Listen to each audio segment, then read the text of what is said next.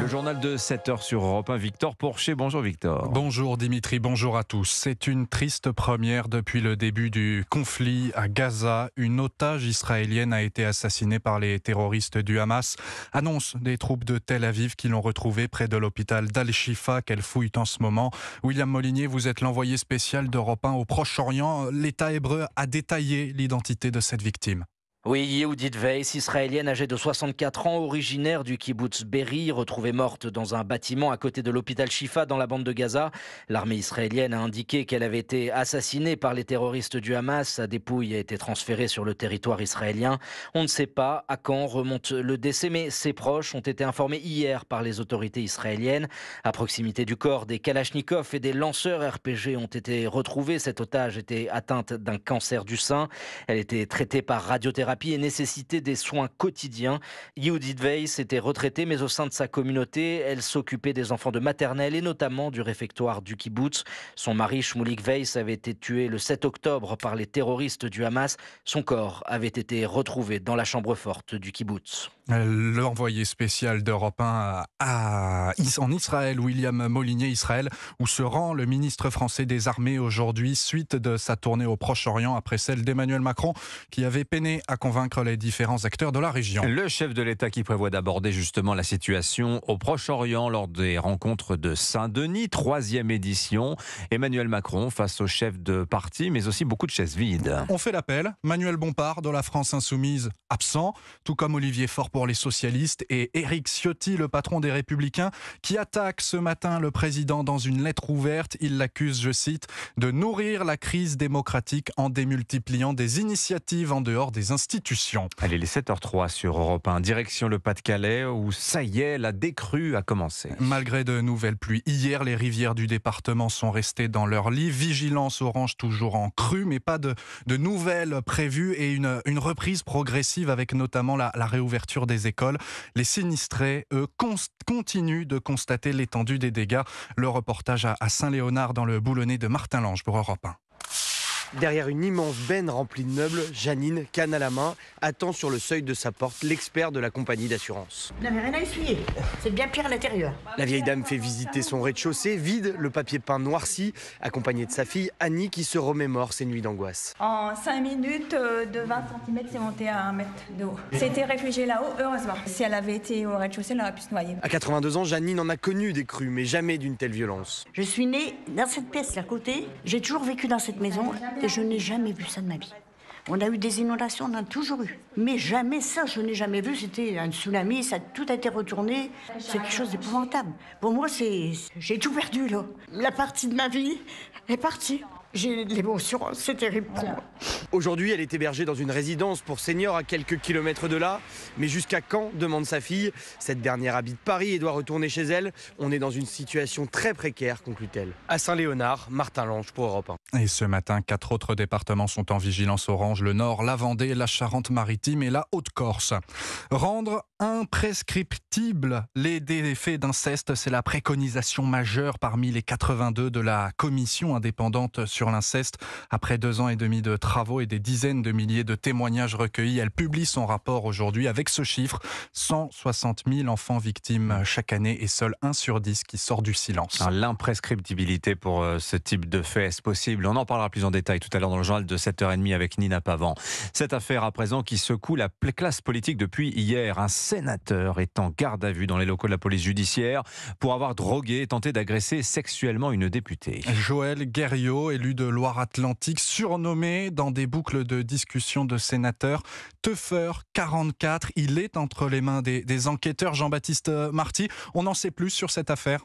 Eh bien, selon les informations d'Europe 1, les faits se seraient déroulés mercredi soir. Joël Guerriot, sénateur de Loire-Atlantique et actuellement vice-président de la Commission des Affaires étrangères, de la Défense et des Forces armées au Sénat, aurait drogué avec de l'ecstasy une députée du même bord politique et issue de la même région. C'est l'élu prise d'un malaise pendant cette soirée qui a décidé de se rendre à l'hôpital pour y faire des examens complémentaires. Les prélèvements ont révélé la présence de cette drogue dans son corps. Une drogue également retrouvée au domicile du sénateur lors de la perquisition des policiers. Joël Guerriau, surnommé teufeur du 44 dans un groupe WhatsApp de sénateurs républicains, selon les informations d'Europe 1, a donc été placé en garde à vue sans passer par la levée de son immunité parlementaire, l'affaire étant traitée en flagrant délit. Si les faits étaient avérés, le sénateur de 66 ans serait passible de 5 ans de prison et 75 000 € d'amende. Jean-Baptiste Marty pour Europe 1. La moindre peine provoquerait sa démission. La défense d'Éric Dupond-Moretti a plaidé la relaxe à la fin de son procès pour prise illégale d'intérêt hier. 1 an de prison avec sursis a été requis contre le garde des Sceaux. Décision attendue le 29 novembre prochain. Une prière à présent, une prière pour répondre au saccage d'une basilique à Rouen. Cette prière prévue en fin d'après-midi, rassemblement de fidèles locaux après le choc de ce pillage qui a eu lieu dans la nuit de mardi à mercredi. Sur les réseaux sociaux, dans une vidéo, le père Geoffroy de la Touche, le curé des paroisses de Rouen, fait l'état des lieux dramatiques des dégâts. J'ai entendu mon sacristain en train de pleurer au téléphone pour me dire que la basilique avait été vandalisée. Et donc là, on voit l'autel mis de côté, le tabernacle renversé, décellé, un mur de briques arrivé en visuel, le dôme pour l'adoration eucharistique mis de côté, les chandeliers partout dans tous les sens, jusqu'à la boîte à chaussures dans laquelle les enfants de l'école Saint-Léon mettent leurs intentions de prière quand ils viennent ici prier dans cette église. Enfin, vraiment, c'est un carnage. Les catholiques de la ville de Rouen sont désolés de ce cambriolage qui est une véritable intrusion dans leur vie chrétienne. Une plainte a été déposée et une enquête a été ouverte. Les annonces d'Elisabeth Borne pour tenter d'endiguer la crise du logement. La première ministre annonçait hier le déblocage d'une enveloppe de 500 millions d'euros et un nouveau plan de rachat de logements aux promoteurs par les bailleurs sociaux. Crise du logement aujourd'hui chiffrée par la Fédération des promoteurs immobiliers et ça n'est pas très bon. En 15 ans, jamais nous n'avions mis en vente aussi peu de logements neufs en France. Moins 50% au 3e trimestre et des ventes effectives en chute libre également. Moins 30%. La crise, elle dure depuis plusieurs mois et elle s'étend désormais à l'emploi. Margot Faudéré, les entreprises se mettent à licencier. Oui, il y a quelques mois, la Fédération des promoteurs immobiliers anticipait la suppression de 300 000 emplois dans le secteur d'ici à 2025. Eh bien, ça commence. Le président de la Fédération, Pascal Boulanger, note que beaucoup de postes ne sont plus renouvelés. Pour l'instant, c'est plutôt chez les professions un peu col blanc, notaires, promoteurs, architectes. Les ouvriers du bâtiment ne sont pas encore touchés, mais le seront malheureusement dans un peu plus de 6 mois. Certains de mes confrères adhérents me remontent qu'ils sont en train de préparer des PSE. Des plans de sauvegarde de l'emploi qui devraient se multiplier, des défaillances d'entreprises déjà en hausse, selon une étude Alliance Trade. Elles ont augmenté de 36% en 1 an dans le secteur de la construction.